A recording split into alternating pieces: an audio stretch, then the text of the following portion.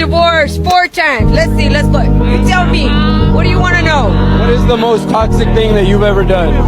Okay, let's do this. All right, take them to court and then get a good divorce lawyer, of course. Take them for half of the retirement. Take them half of their property and then fight them for higher child support, okay? And a couple of years from now, hit you up for more child support every 3 years. Every 3 years, you go up from maybe 200 to 300 to 400 to 500. You bring it up to $2,000 per child. Per child. But I got one child right here. Kaylin right here. Her daddy paying child support for her, of course. This is why a man has to move with absolute precision in this life. You fall in love with a feeling, sign a contract without calculating the risk, and 10 years later, you're paying $2,000 a month just to breathe. She's breaking down the playbook step by step, plain as day, and most guys still think it won't happen to me. Love makes men soft, and soft men get stripped clean in broad daylight. If you don't vet a woman's character, her history, and her spirit before you hand her power over your life, this is the exact blueprint waiting for you. Protection isn't just about physical strength.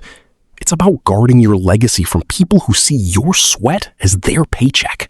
Okay, here's my 2026 strict dating program. These are the things that will get you cut. Starting off strong, if you don't send me a non-refundable deposit for my hair, my makeup, my nails, my spray tan, my outfit, babysitter, transportation to and from the date, and most importantly, my time, you're cut. That probably just eliminated over 95% of the pool. Bye. Next is if you follow half-naked women on social media, you're cut. Actually, if you have any social media, you're cut. If you talk to any of your exes in any capacity, or any girls in general, except for your sister, you're cut. If you have friends that cheat, you're cut. If you disrespect any of my friends, you're cut. If you lack emotional intelligence, you're cut. If you don't follow the sidewalk rule or open the doors for me like a gentleman, you're cut. If you sleep in, you're cut. By 8:30 a.m. Pacific, the stock market has already been open for 2 hours. If you don't have a stable job or career, you're cut. If you're broke, you're cut. If you start an argument with me while I'm out on a girls' night or on a girls' trip, you're cut. If you're negative, pessimistic, or low vibration, you're cut. If my ChatGPT doesn't like you, you're cut. If you lie even once, you're cut forever. These are just a few non-negotiables. Bye. Notice how the entire list is built on controlling a man's behavior while keeping her own freedom completely untamed. She wants a man locked down. No social media, no friends, full emotional compliance. While she claims immunity on girls' trips and nights out. That isn't high standards. That's an asymmetric contract designed to strip a man of his autonomy. Relationships run on mutual discipline, not a one-way surveillance state where one side answers to nobody. Any man who surrenders his independence for a woman with rules for him and exemptions for herself is setting himself up to be ruled, not respected. Are finally waking up. They are starting to see that being loyal, giving, and doing everything right does not mean that you will be appreciated. Too many good men have been bruised by women that only saw them as a wallet, a handyman, or an emotional punching bag. Those same men are now choosing themselves. They are choosing peace as well over pressure of the world that they have to be a husband and a father. They're literally protecting their hearts. And that's not because they don't love women. They are tired of being drained by the wrong women. If women do not see that y'all are paying attention to exactly who some of us are, and some of us are just not for the right thing. They are falling to societal pressures, their little circle that's around them, their mothers, their aunties, their sisters, their friends. They want them to be the leaders in the relationship. And that's just not how it works in this world. What we say doesn't go all the time. When you're in a relationship, you have to work together as two, not as one that is being put on this pedestal that they have to get everything done for them and men have to do what women are saying. It does not work like that. Pretty doesn't work anymore. It's not about what we look like. It's about how we treat men and how they feel. And when the man knows his worth, he not going to stay for no drama. The new standards are for women is that you have to bring peace. You have to pour back into him. It's about a woman that understands that love isn't about taking. It's about building with that man and not trying to build on him. I truly believe that the era of good men is not ended, but good men have woken up and they understand their worth. Men are finally waking up. They are starting to see that being Solitude will always beat a bad deal. The shift happening right now isn't about anger, spite, or revenge. It's cold, calculated self-preservation.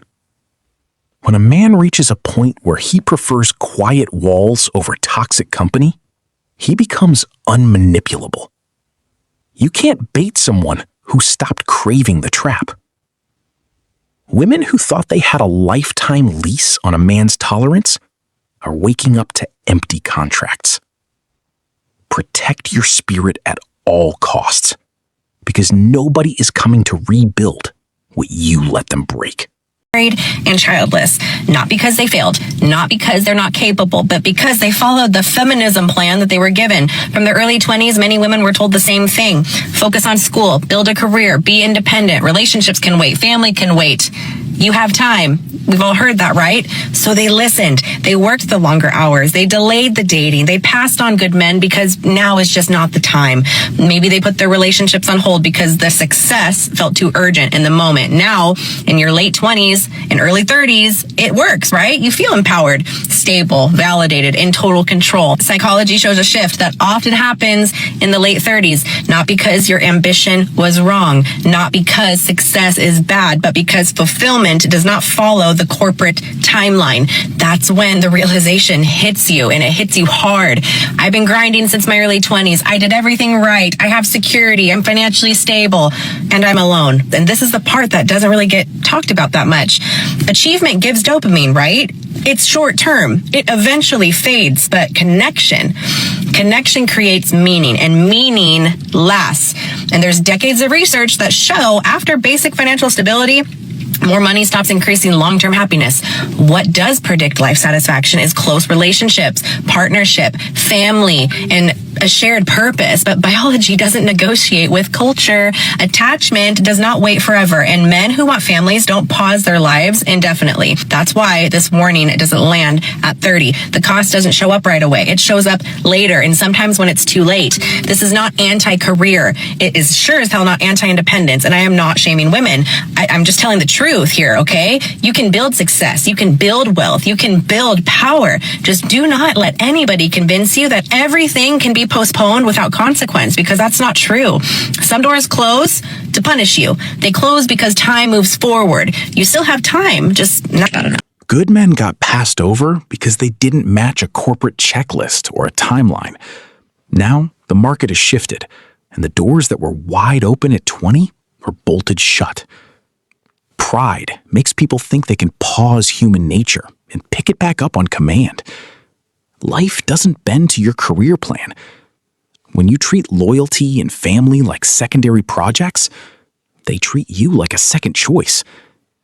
Accountability means owning the wreckage when your own strategy collapses under you. To all the men that are going through it and they're like, women just want a super rich guy. That's all that they care about. And then even when you have the money, they just want novelty. The moment that, they have to be accountable for something, they just run. Well, yeah, that is true. I mean, even in the Bible, Eve was the one that ate the apple, right? She fucked everything up. She probably blamed it on Adam. But here's the thing. Women fail to understand until they're about 26, 28 years old, between that time period, depending on how hot she is, that their options are drying up. And now they have to settle down, but they're not going to get the man that they once could have gotten, right? Like my hinge is set to 23. That's the maximum age. I refuse to date a woman that is over 23 years old because I got to vet her out in 2 years and put a kid in her. And I'm not going to put a kid in a 30-year-old. The kid's going to pop out retarded. You know what I mean? And women don't understand this. So we both have leverage. People hate hearing raw numbers because reality dismantles the fairy tale they were sold. Every year a woman spends ignoring solid men for novelty subtracts directly from her long-term options. When the music stops, the men with actual value aren't lining up to be someone's retirement plan or backup option. The leverage flips to the man who built his worth, and he owes nobody an apology for choosing maximum youth and stability. It's a brutal game, but nobody forced anyone to play it carelessly in their 20s. Actions carry lifelong consequences, and time always collects its tax in full.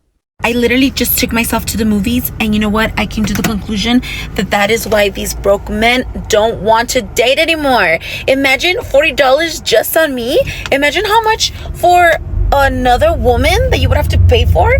Not only that, what if she has kids? Now you gotta go take the whole fucking kinder to the fucking movies too. I understand, guys. It takes pulling money out of her own pocket for the light bulb to finally turn on. For years, men have been called cheap or broke for pointing out the exact same math she just calculated in 5 minutes. Notice how it was never a problem when the financial strain was landing on someone else's shoulders. The moment she feels the pinch of real-world pricing, suddenly the whole system makes sense. A man isn't running from dating because he lacks capital. He's stepping back because he refuses to fund entitled tourism. When a woman realizes her own outing is overpriced, she should understand why men refuse to buy tickets for the whole circus. After I said I would require a deposit to take me on a date to cover my date preparation costs, I'm now working with an app developer to make this a reality. This is actually happening. We are building the app. I'm not even exaggerating when I tell you this is the best damn dating app you have ever seen, because there is a clear difference here where the woman can set the deposit rate and the man can pay for her date preparation costs. So as a woman, you're going to walk into the date already so happy, and that's going to lead to a better date and a better connection, and that gives the man a better chance of succeeding in courting you. The app is called Courted. So when people ask, how did you meet? You can say, he courted me. So cute. The website already looks absolutely stunning, and the app itself, incredible. All of the features are so unique and nothing like you've ever seen on any dating app. Oh, and to everyone who said you can't do that, guess what? I just did. So we are going to launch this city by city. And if you want early access, click the link in my bio and sign up. Let's make dating fun again. Love you. Turning a transactional mindset into code doesn't make it classy. It just commodifies desperation. She thinks charging a cover charge to meet a human being creates better chemistry, but real leverage isn't built on toll booths. No high-level man with self-respect is downloading an app to subsidize a stranger's overhead before a conversation even happens. This isn't courting. It's a pay-to-play scheme designed to monetize male loneliness under the guise of romance. She's marketing extortion as empowerment and expecting men to thank her for the privilege. Let the market launch city by city, because watching this concept collapse under its own greed will be the ultimate lesson. A lot of women are confusing tricks with boyfriends. Tricks are not boyfriends. Boyfriends are not tricks, okay? Boyfriends don't pay for bills. They don't pay for your rent. They don't pay for your upkeep, like your nails, your hair, none of that. We all work. You're a grown woman. You're supposed to take care of your own responsibilities, okay? Boyfriends, they pay for your dinner date. You know, they take you out to eat. They might pay for your vacation here and there. You know, they buy you gifts for your birthday and holidays. That's it. But they have their own lives and responsibilities, okay? Tricks, yes, they may pay your bills, they might buy you a car, do things because it's transactional. You give them things, they give you things in return. Those are not normal, okay? You're not an escort. If you want a fulfilling, loving relationship, then you don't burden somebody that you love with your bills and unexpected responsibilities. For years, men have been guilt-tripped into paying for lives they didn't create just to stay in the game. It's about time someone pointed out that a grown adult is supposed to manage her own overhead. A solid man provides protection, strength, and direction, but he isn't a bank loan for irresponsible lifestyle choices.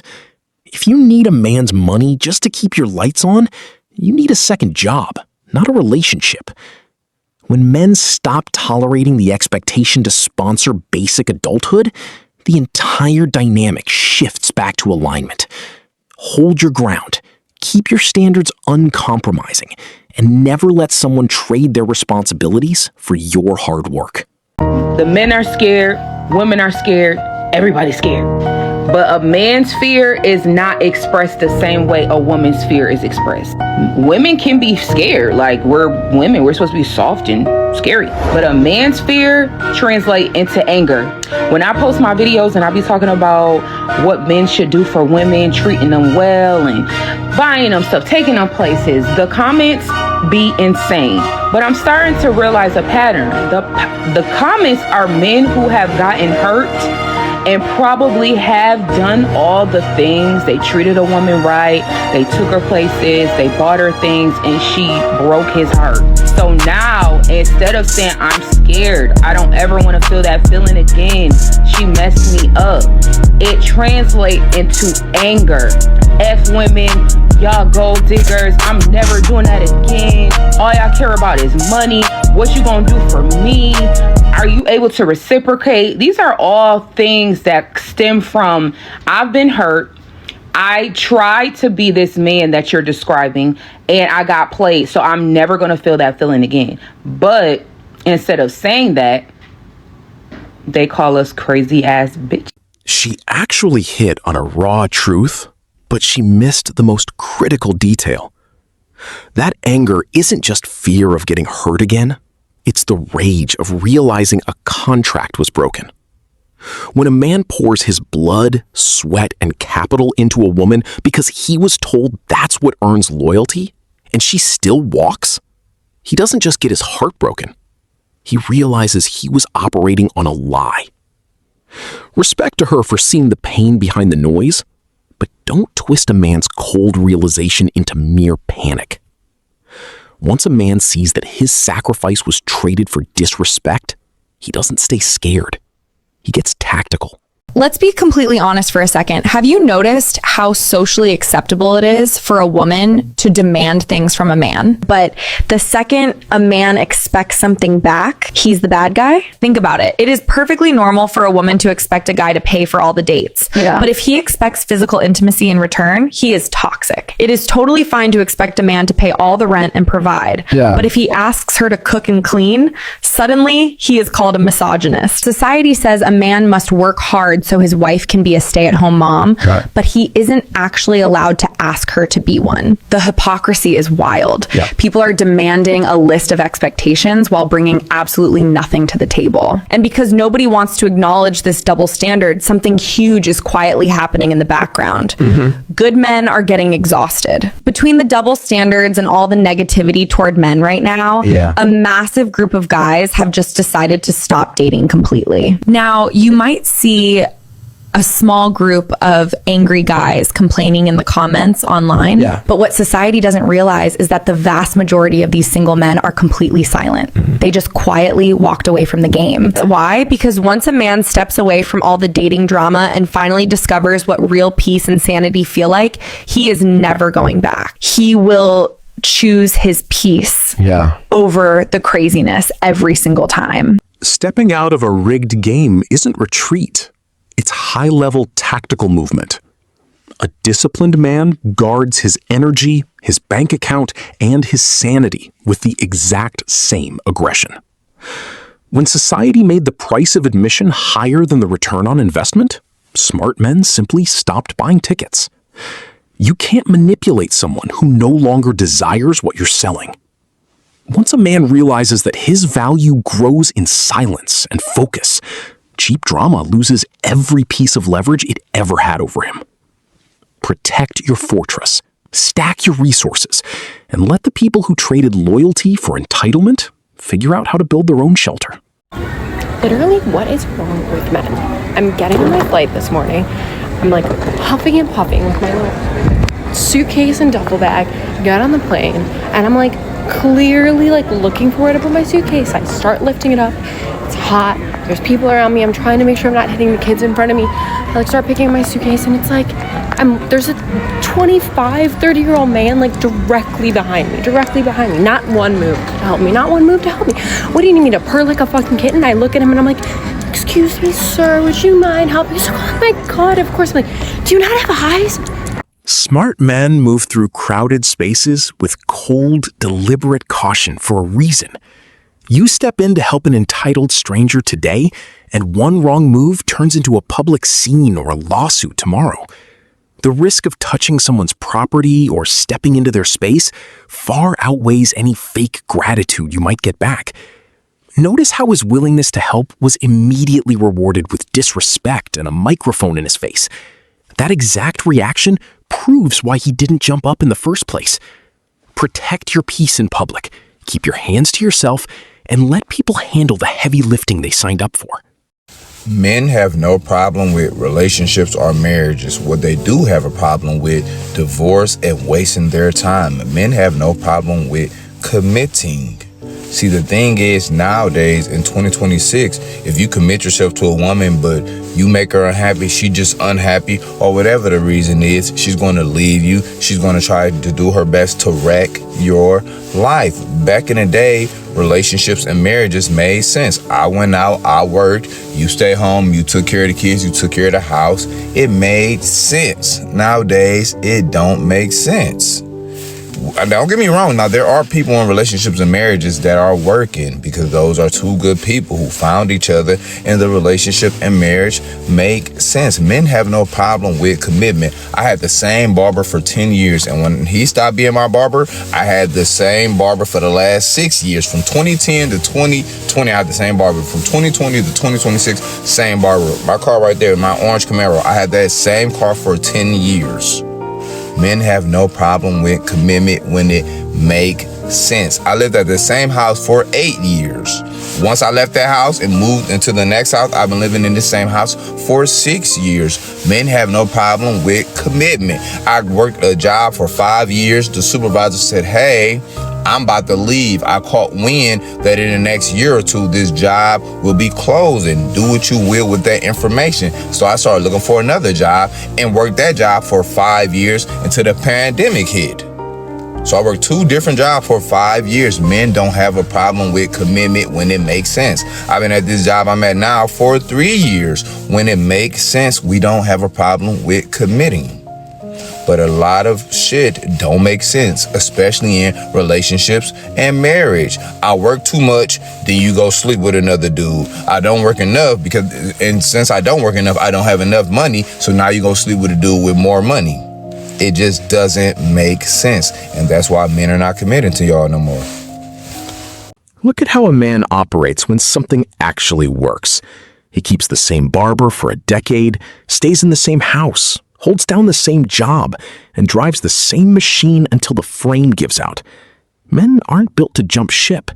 We're built for stability, routine, and deep loyalty to whatever delivers real value. But the moment an asset turns into a liability that actively tries to burn down the house, any rational mind cuts the line. We don't fear commitment. We fear signing a contract with someone who redefines the terms every time her mood shifts. Give a man a solid, reliable deal, and he'll hold it down until the day he dies.